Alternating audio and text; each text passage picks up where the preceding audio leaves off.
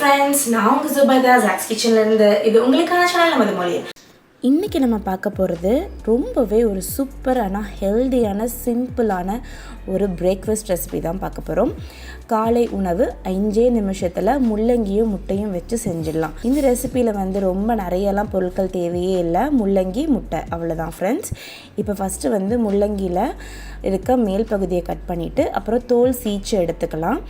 தோல் நல்லா சீச்சதுக்கப்புறம் இப்போ நம்ம இதை நல்லா கிரேட் பண்ணி எடுத்துக்க போகிறோம். இதை துருவி இந்த மாதிரி எடுத்துக்கோங்க. துருவி எடுத்ததுக்கப்புறம் இதை கையிலேயே லைட்டாக பிழிஞ்சிங்க அப்படின்னா அதில் இருக்க சாறு தனியாக வந்துடும். ஸோ இந்த மாதிரி லைட்டாக பிழிஞ்சு அதோடைய சாரெல்லாம் தனியாக எடுத்துட்டு அந்த முள்ளங்கி துருவலை மட்டும் நம்ம தனியாக ஒரு பவுலில் எடுத்து வச்சிடலாம். இப்போது இந்த சாரை நம்ம தூக்கி போடணும்னு தேவையில்லை. ஏன்னா இதில் நிறைய சத்துக்கள் இருக்குது. ஸோ நம்ம அன்றைக்கி என்ன குழம்பு வைக்கிறோமோ அதில் இந்த சாரை ஊற்றி விட்டுடலாம். ஸோ குழம்புக்கும் நல்லா டேஸ்ட்டு கொடுத்த மாதிரி இருக்கும். அடுத்து இப்போ நம்ம எடுத்து வச்சுருக்க முள்ளங்கி ஒரு அரை வெங்காயத்தை கட் பண்ணி போட்டுக்கிறேன். அடுத்து ஒரு அரை ஸ்பூன் சீரகம், சுவைக்கேற்ப உப்பு, கொஞ்சமாக காரத்துக்கு தகுந்த மாதிரி மிளகாய்த்தூள், அதுக்கப்புறம் பேக்கிங் சோடா கொஞ்சமாக, அதுக்கப்புறம் பார்த்திங்கன்னா இதில் ஒரு 3 டேபிள் ஸ்பூன் அளவுக்கு கடலை மாவு போட்டுட்டு ஒரு முட்டையும் உடச்சி ஊற்றி இதை நல்லா ஒன்று சன்னாப்பில் கலந்துக்கலாம்.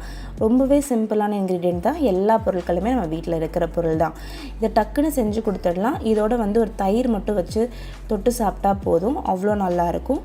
இப்போ அதை நல்லா கலந்து இந்த மாதிரி எடுத்துக்கிட்டாச்சு. இப்போது நான் ஒரு பேனை லைட்டாக சூடு பண்ணிவிட்டு அதில் கொஞ்சமாக எண்ணெய் தடவிட்டு அதுக்கப்புறம் இதை நான் ஒரு ஸ்கொயர் ஷேப்பில் வைக்க போகிறேன். உங்களுக்கு என்ன ஷேப்பில் வேணுமோ நீங்கள் வச்சுக்கலாம். அதை தோசை அடை மாதிரி கூட பெருசாக கூட ஊற்றிக்கலாம். நான் இன்றைக்கி குட்டி குட்டியாக தான் கட் பண்ண போகிறேன். ஸோ தட் ஹமீதுக்கும் பார்க்குறதுக்கு ரொம்ப நல்லாயிருக்கும்ல. அதாவது என் பையனும் சாப்பிடும்போது நல்லா ரசித்து சாப்பிடுவான்ல, அதுக்காக. ஸோ இப்போ அது ஒரு பக்கம் ஸ்லோ ஃப்ளேமில் வச்சு ஒரு 2 மினிட்ஸ் நல்லா குக் ஆனதுக்கப்புறம் இதை திருப்பி போட்டுடலாம். திருப்பி போட்டு அடுத்த பக்கமும் குக் ஆகட்டும். அதுக்கப்புறம் எடுத்து வச்சிடலாம். இது ஒரு ஸ்நாக்ஸ் பாக்ஸ்க்கு கூட நீங்கள் கட்டி கொடுக்கலாம். அதே மாதிரி ரொம்ப ஹெல்த்தியான ரெசிபியும் கூட.